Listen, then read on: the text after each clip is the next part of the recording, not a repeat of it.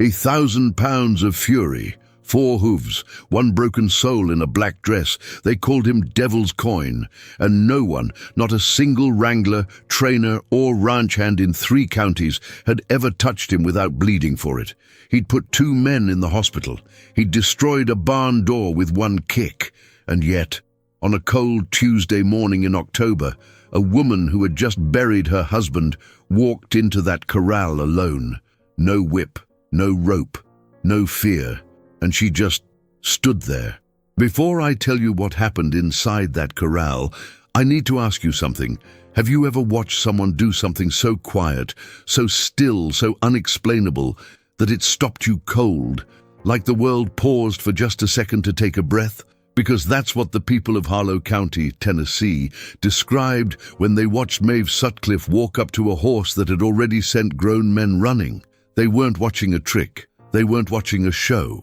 They were watching grief do something none of them expected. If that kind of story is what you're here for, hit that like button right now, subscribe if you haven't yet, and drop your city in the comments below. I want to know where in this wide world you're watching from tonight. All right, let's go back to the beginning. Harlow County sits in the low hills of Middle Tennessee, the kind of place where the morning fog doesn't lift until almost 10, and the neighbors still bring casseroles when someone dies. It's not famous for anything in particular: a few tobacco farms, a river with good bass fishing, a grain co-op that's been run by the same family since 1947.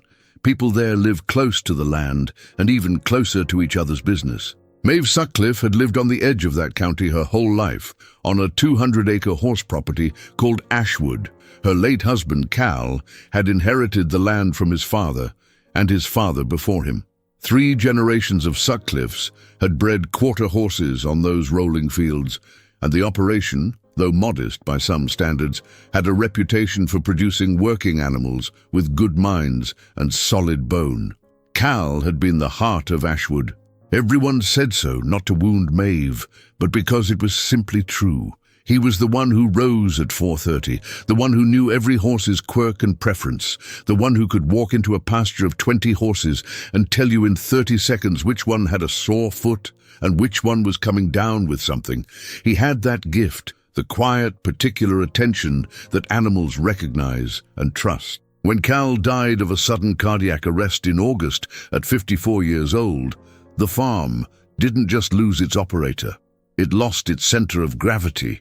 Maeve was 51. She'd always been part of Ashwood's life: bookkeeping, foaling season, the 1,000 small decisions that kept a farm running, but she'd never been its primary caretaker. That had been Cal's world. She'd lived beside it, loved him inside of it, but she'd always deferred to his knowledge when it came to the horses themselves. After the funeral, after the neighbors went home and the casserole dishes were returned and the flowers dried up and fell off the mantel, Maeve was alone in a way she had no language for yet. The mornings were the worst. 4:30 would come, and she'd lie there in the dark, waiting for the sound of Cal's boots on the wood floor. And then she'd remember. The ranch hand who'd helped Cal, a young man named Decker, stayed on through September out of loyalty and pity in equal measure. He fed the horses, managed the turnouts, handled the basic maintenance. But Decker was 23 and had a family forming 2 towns over, and by early October he'd given his gentle, apologetic notice. That left Maeve, and it left the problem of Devil's Coin. The Stallion had arrived at Ashwood 6 months before Cal died, purchased at an auction in Cookville as what the seller diplomatically called a project. He was a dark bay, almost black in certain light, with a broad forehead, a white snip on his nose, and eyes that held something between intelligence and rage. He was 6 years old. He had been mishandled. That much was clear from the first week. Whoever had owned him before had tried to break him the old way: force, fear, repetition, and had instead broken something else entirely: his trust, his willingness to be in the world with human beings at all. Cal had believed in him. He'd told Maeve more than once that there was something underneath all that fury, something worth reaching. He just needs time, and a different kind of quiet, Cal had said, standing at the fence one evening, watching the Stallion pace the far end of his paddock like a storm that couldn't find land. Cal had never gotten the chance to find it. And now Devil's Coin stood in his paddock, still pacing, still furious, still untouchable. And Maeve stood on her porch looking at him with the same question hanging in the air every single morning. What do I do with you? She couldn't sell him, not the way he was. No reputable buyer would take a horse like that without a full behavioral history, and his full behavioral history included a fractured wrist for a trainer in Nashville and a broken nose for a vet tech who'd gotten too close, too fast. She couldn't just turn him out and hope for the best, and she couldn't afford a specialist. The farm's finances were tighter now than they'd ever been. She had no one to call, no one who could help. What she had, all she had, was time and grief, and a farm full of memories of a man who believed that quiet was its own kind of language. She started going to the fence, not to do anything, just to stand there. The first week, she didn't even look at him directly.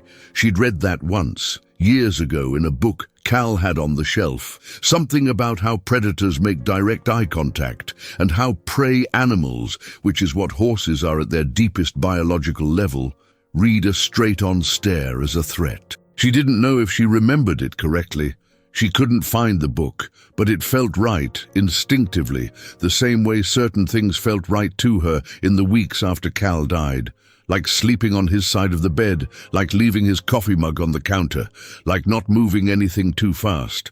So she'd stand at the fence in the morning with her coffee, turned slightly sideways, and she'd look at the middle distance, at the tree line, at the fog lifting off the low pasture, and Devil's Coin would be at the far end of his paddock, watching her with those dark, evaluating eyes, and she'd feel his attention like a hand pressed between her shoulder blades. She didn't approach the fence line. She stood about 15 feet back. She talked sometimes, not to him exactly, just out loud. She'd narrate the morning. The fog's heavy today. There's a pair of bluebirds nesting in the post oak. I heard them this morning before light. She'd talk about what she was planning to do that day, which fences needed checking, which of the older mares was due for her hoof trim. Ordinary things, the texture of a life continuing. She cried a few times. She didn't try to stop herself when it came. That was another thing grief had taught her, that fighting it was like fighting a tide. You just stood in it until it went back out. And she'd stand there at the fence with tears on her face and say nothing, and the Stallion would watch her from his end of the paddock. And there was something almost companionable about it, two creatures with no way to explain what had happened to them, existing in the same cold morning. By the end of the first week, he had moved to the middle of the paddock. Not close, not approachable, but not as far. Her neighbor, a woman named Greer, who ran the adjacent property and had known Maeve for 30 years, came by on a Thursday with a pot of soup and stayed for coffee. She watched Maeve at the fence for a few minutes and then said very carefully, "The way you say something to a person you're not sure is sleeping. Maeve, that horse put Decker over the fence twice. You know that, right?" "I know," Maeve said. "You shouldn't be out there alone." "I'm not doing anything, Greer. I'm just standing." Greer looked at her with the particular expression of someone watching a friend do something inexplicable and choosing not to push further.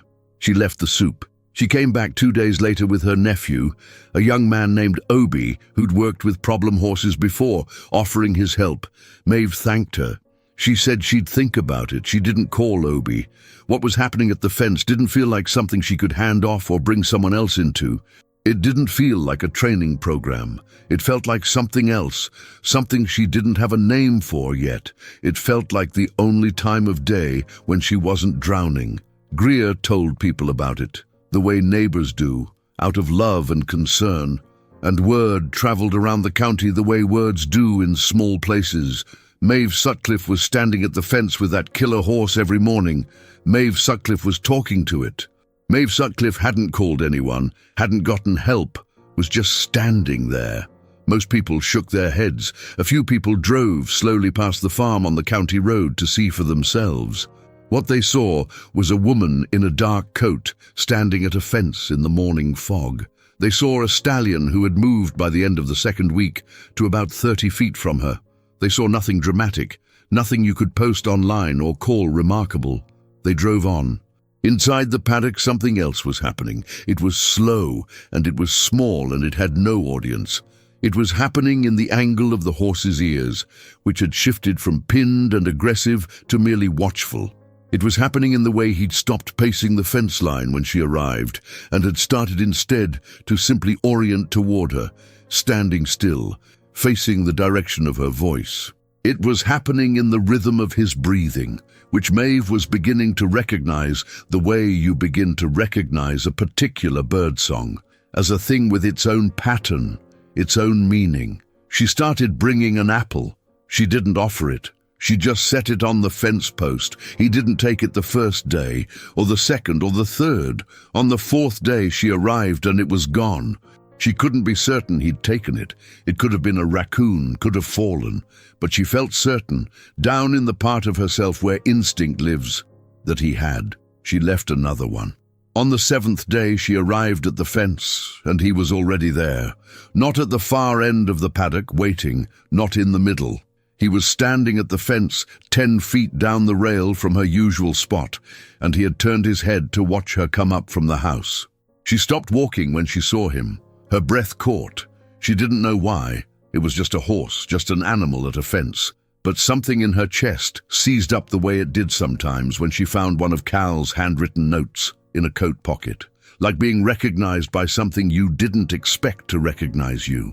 She walked to her spot. She set down her coffee.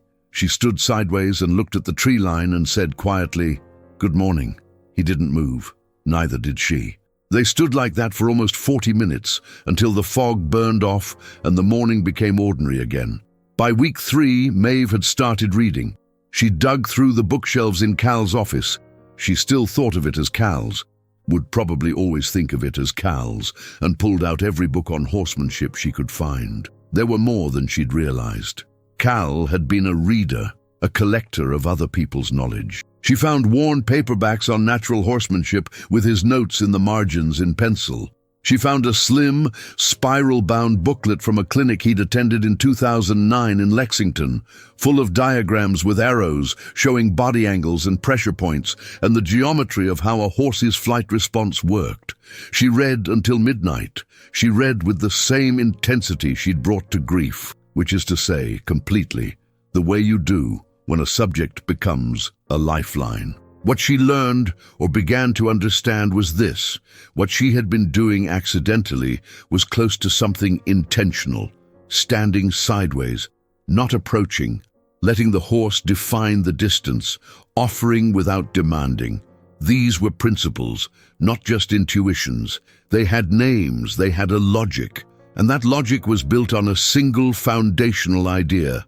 Trust is earned by the removal of pressure, not the application of it. She thought about that for a long time.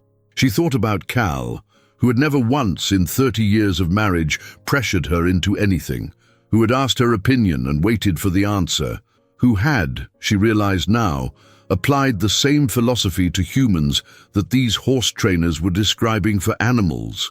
She wondered if he'd known that. She thought he probably had. In that quiet way, he knew most things, not as a theory, but as a lived truth. She started applying what she was reading. She began moving her body differently at the fence. When Devil's Coin showed tension, ears back, weight shifting to his hindquarters, the particular tightening of his top line that she was learning to read, she'd turn even more sideways, drop her shoulder, let her gaze go softer, remove the pressure. And when he exhaled, that long, slow release through the nostrils that the books called a lick and chew, she'd feel something loosen in her own chest too, like they were breathing together. She started entering the paddock. The first time she just walked through the gate and stood inside the fence line, same distance, same posture, and then walked out again after 10 minutes. She did this for 3 days. Devil's Coin watched her from 20 feet. He didn't charge, he didn't retreat, he watched. On the 4th day, she walked in and took 2 steps toward him. He snorted and swung away, moving to the center of the paddock. She stopped immediately, turned sideways, waited. After a long moment, he stopped moving. She walked out. She thought about that for the rest of the day. Too much, she thought. One step. The next day. One step. He held his ground. She released, turned, walked to the fence, leaned against it with her back to him, and heard, after a long silence, the sound of large hooves on dry ground moving closer. She didn't turn. She felt him stop about 8 feet behind her. She kept looking at the tree line. She said low and even, "I'm not going anywhere." He blew out through his nose, not a snort, something softer, and she heard him shift his weight. And then, after another long pause, she heard him begin to graze. Just like that, like it was the most natural thing. Like she had simply become part of the paddock, something that belonged there, something that could be grazed beside. Tears came again. She let them. "I'm learning your language," she thought. Cal would have loved this. Meanwhile, Greer had told enough people that Maeve Sutcliffe's fence standing had become a kind of local curiosity. Hector Pruitt from the feed store mentioned it when Maeve came in for grain. "Heard you've been working with that wild one," he said, in the careful way of a man who's asking if you've lost your mind. "Just spending time with him," she said. "That horse put Tommy Raines in the hospital." "He did," she said, "and I'm sorry for Tommy.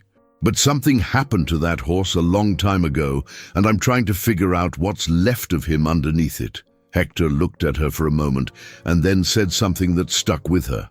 "You sound like Cal." She drove home with that sitting in her chest like a warm stone. There was also a woman named Vashti, a reporter from the county paper, young, sharp-eyed, working on a piece about the farm, who'd called twice and left messages about the horse. Maeve hadn't called back. This wasn't something she wanted narrated yet. It was too fragile. It was like a fire that would go out if too many people looked at it. She kept going to the paddock, and something else was happening too. Something she noticed but couldn't quite articulate. She was sleeping better. Not well, not the deep unconscious sleep of someone at peace, but better than the broken, waiting for boots on the floor sleep of the first weeks. She was waking up with purpose. She had a reason to get up at 4:30. She had somewhere to be. She had something that needed her. It was in the 5th week that Obi came back. Not because Greer sent him this time. He came on his own, pulled up in his truck on a Saturday morning and leaned on the hood and watched Maeve in the paddock from the road. She didn't see him at first. She was 20 feet from Devil's Coin, who was standing still, head slightly lowered, watching her with what she'd learned to read as the particular look of a horse that is uncertain but not afraid. She was moving in a slow curve, a technique she'd read about, using body angle and movement to direct pressure without contact. And the stallion was tracking her, turning with her, like a compass finding north. When she came out of the paddock 20 minutes later and saw Obi's truck, she raised a hand and walked over. He was quiet for a moment. Then he said, "How long have you been doing this?" "About a month." "By yourself?" "Yes." He looked back at the paddock. Devil's Coin had gone to the water trough and was drinking entirely unbothered. "That horse tried to bite through the fence when the vet came in September," Obi said. "I know. What you did just now, that approach and retreat, where'd you learn that?" She told him about the books, about Cal's margins, about the booklet from the clinic. He listened the way people listen when they're recalibrating something. "I'd like to come watch if that's okay," he said. "Not to interfere, just to watch." She thought about the fragile fire. She looked at this young man. He was maybe 25, with honest hands and a manner that reminded her a little of Cal, that particular still water quality, and she decided. "All right," she said, "come Tuesday." He came Tuesday. He sat on the fence rail and didn't say a word for the entire hour she worked. Afterward, over coffee on the porch, he offered a few observations, not corrections, but additions, the way someone who knows a language offers a word you haven't encountered yet. When his left ear flickers forward, he's asking a question. He's not being aggressive. He wants to know what comes next. That's actually a good sign. What do I do when that happens? Answer him. Give him something to do. Just a small thing. Ask him to move his hindquarters or take a step, something he can succeed at, so the question gets an answer, and the answer is, you're safe. She tried it Thursday. It worked. The stallion's ear flickered forward, and she shifted her body angle the way Obi had shown her, quietly asking the hindquarters to step over.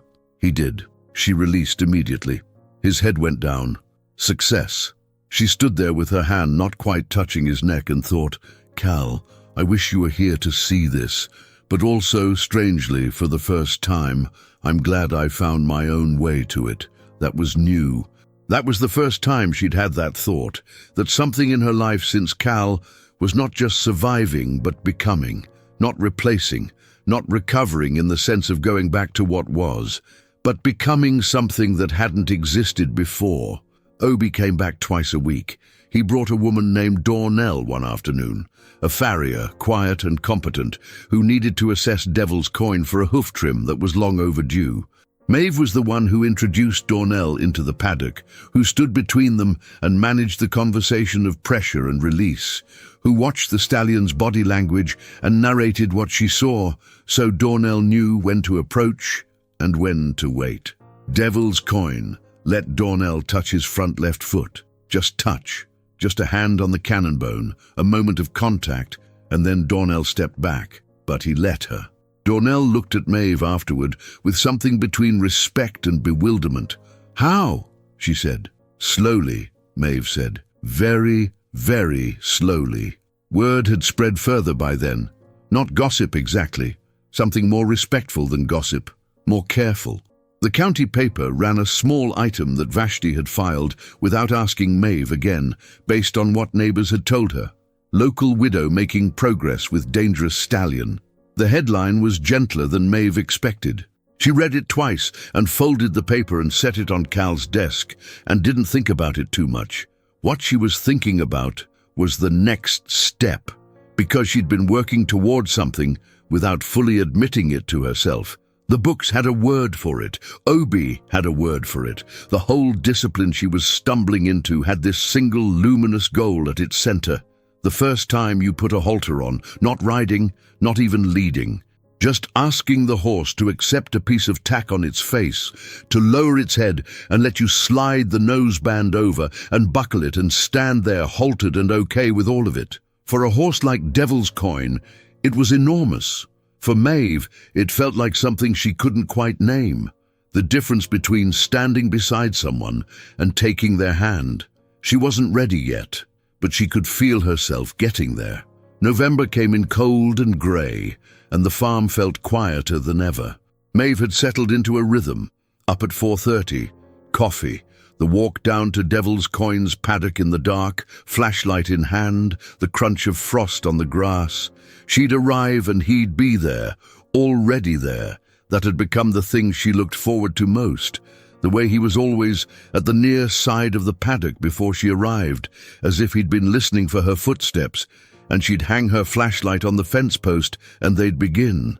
She had a name for what they did in those mornings, the word she'd found in Cal's books, joining up. It wasn't the technical term that belonged to a specific method she was still learning, but it was what it felt like.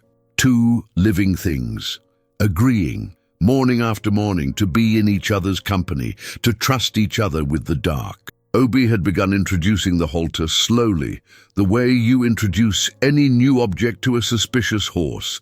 Let him see it, smell it, let it touch his neck and shoulder until it becomes boring. Devil's Coin had sniffed it for 4 days running. He'd flinched when Obi let it rest briefly on his back. He'd allowed it the next day without flinching. Maeve had started holding the halter herself during their morning sessions, carrying it, not doing anything with it, just having it in her hand, letting it be part of the landscape of her presence, so that when the time came, the halter wouldn't be a new thing. It would be her hand, extended. In those November mornings, she also began for the first time to talk to him differently, not narrating, not the practical commentary of the first weeks. She'd started telling him the truth. "I don't know how to do any of this without him," she said one morning. I keep thinking I hear his truck on the road, and then I remember that still happens. I wonder how long it takes to stop." Devil's Coin's ears swiveled, his eye, dark and enormous and watchful, turned toward her face. "But you're helping," she said. "I know that probably sounds crazy. You're a horse, but you're helping." His head dropped just a little. The tension in his neck loosened. "I think maybe that's what Cal saw in you," she said. "Not just a project, a reason." She didn't realize she was going to cry until she already was. She stood there in the frost with tears on her face and the halter in her hand and Devil's Coin 3 feet away from her. 3 feet, the closest he'd ever stood. And she didn't move. She just let it happen. And then something happened that she would describe later. To Obi, to Greer, to anyone who asked, and never quite find the right words for. He walked forward and put his nose against her shoulder. Not a nuzzle, not affection exactly, something more like contact, the specific, deliberate touch of one creature saying "I see you" to another. His muzzle, warm and velvet soft, rested against the wool of her coat. She didn't move. She barely breathed. After a moment, she slowly raised her free hand and let her fingertips touch the side of his face. He didn't pull back. She moved her hand to the place behind his ear, and he dropped his head further, and she scratched there gently, and he blew out a long, ragged exhale through his nose. They stayed like that for a long time. She thought, "There you are. There's what Cal saw." She thought, "Hello." Back at the house, she called Greer and talked for an hour, which was more than she'd talked to anyone since August. She didn't fully explain what had happened, but Greer heard something in her voice that made her go quiet for a moment and then say, "Maeve, you sound like yourself." The halter went on for the first time that Friday. Obi was there. He stood at the fence, outside the paddock, with his arms folded and his face carefully neutral, the way you sit very still when something wild is deciding whether to land. Maeve stood in the center of the paddock. Devil's Coin came to her. She let the halter rest against his nose, and he breathed into it, that deliberate, investigating breath. And then she slid it up, one motion, unhurried, and he lowered his head through the noseband, and she buckled it and let go. He stood there, halted. He blinked. His ears went forward, the questioning look, and Maeve thought of what Obi had taught her, and she quietly asked him to take one step to the right. He did. She released. His head went down. Success. She unhalted him immediately, turned away, walked to the fence. When she climbed over the rail, she looked at Obi and saw that his jaw was tight in the way of someone who was managing not to show too much emotion. "That," he said after a moment, "was extraordinary." "He did the work," Maeve said. "No," Obi said. "You both did. The video was not supposed to happen." Vashti, the reporter, had called again the week before, and Maeve had finally agreed to a brief conversation, not an interview, just a conversation, on the condition that nothing would be filmed without her consent. Vashti had agreed. She'd come by on a Wednesday, a small woman with a notebook and a phone she kept in her pocket, and Maeve had walked her around the farm and talked about Cal, and talked about the farm's future, and briefly, about Devil's Coin. "Can I see him?" Vashti asked. Maeve had taken her to the paddock, and they'd stood at the fence and watched him for a while, and Maeve had explained what she'd been doing, the theory of it, the practice. Vashti had listened and taken notes and asked good questions, and hadn't pushed for more than Maeve offered. She'd mentioned she might come back. Maeve had said that was fine eventually. What Maeve didn't know was that Greer's daughter, a 15-year-old named Pell, had filmed 10 minutes of Maeve working in the paddock 2 weeks earlier from the county road. Pell had done it on her phone, just because she thought it was beautiful. This small woman and this enormous dark horse moving together in the morning fog, something she couldn't explain and couldn't stop watching.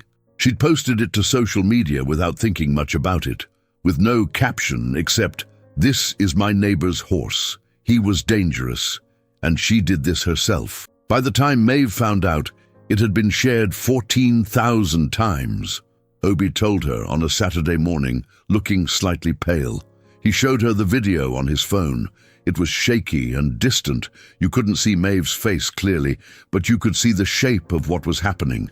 The woman, the horse, The fog, the particular stillness. The comments were full of the kind of things people say when they've seen something they don't have words for. She's a horse whisperer. This woman is incredible. Why am I crying? And then, buried among them, from someone with a large following in the equestrian world. Does anyone know who this woman is? This is some of the most beautiful natural horsemanship I've ever seen. I'm sorry, Obi said. I didn't know Pell had done this. Maeve watched the video twice.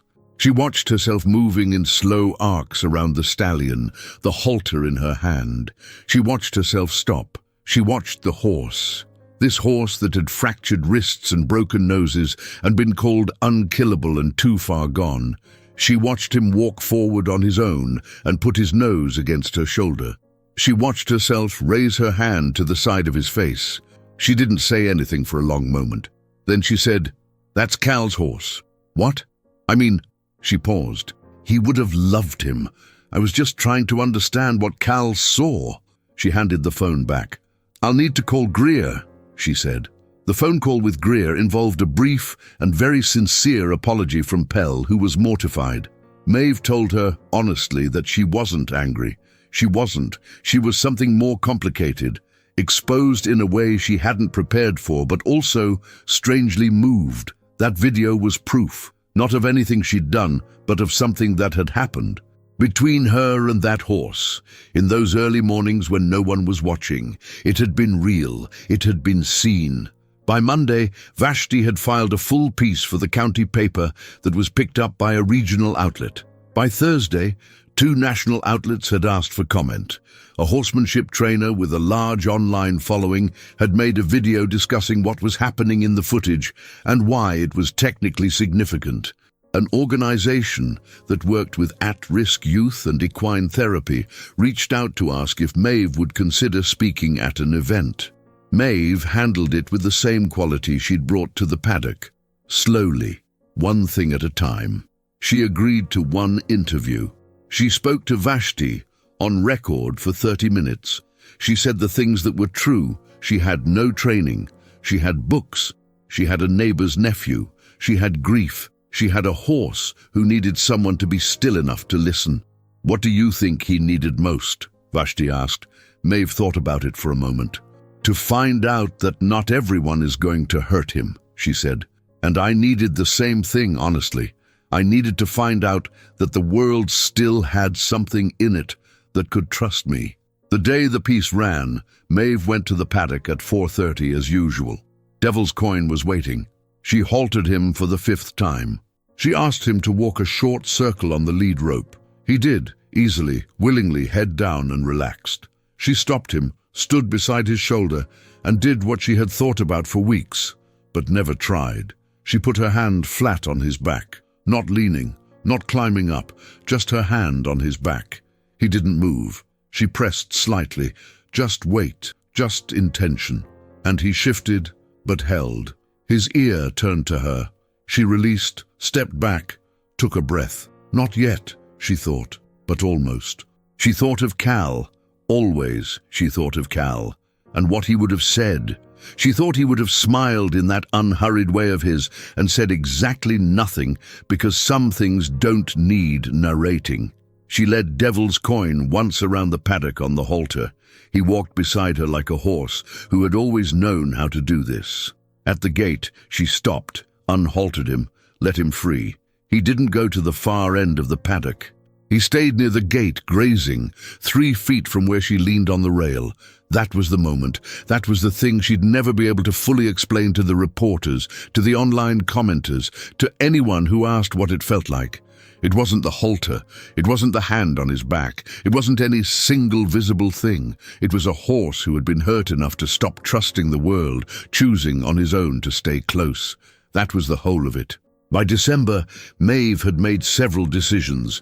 She hired a part-time hand, a young woman named Jessamine, a vet school dropout who knew horses and needed work, and began seriously restructuring how Ashwood operated. The breeding program would continue in a scaled-back form. The training side, helping owners work through problems with horses, was something Maeve was now considering with new seriousness. She'd already fielded 3 inquiries from people in the county who'd heard about Devil's Coin. She hadn't said yes yet. She wasn't sure she was ready to take responsibility for other people's horses, other people's problems. But she was thinking about it, weighing it against the shape of a life she needed to build. She met with a financial advisor, a steady, unhurried man named Ferris, who helped her see the farm situation clearly. It was not dire. It was tight but workable if she made some changes. She made them. She had Obi out twice more in December, less as a teacher now than as a colleague. He'd brought his own horse one afternoon, and they'd worked in the round pen together, side by side, and she'd realized how far she'd come, not in expertise, which was still young and incomplete, but in perception. She was seeing things now.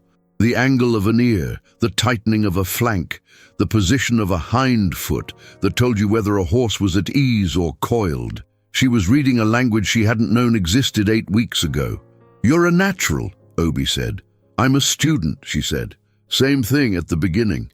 She got a Christmas card from Vashti, which was unexpected and touching. She got a letter, an actual handwritten letter, from a woman in Oregon who said she'd watched the video of Maeve in the paddock 17 times since her own husband had died 3 months ago, and that it had helped her in ways she couldn't explain.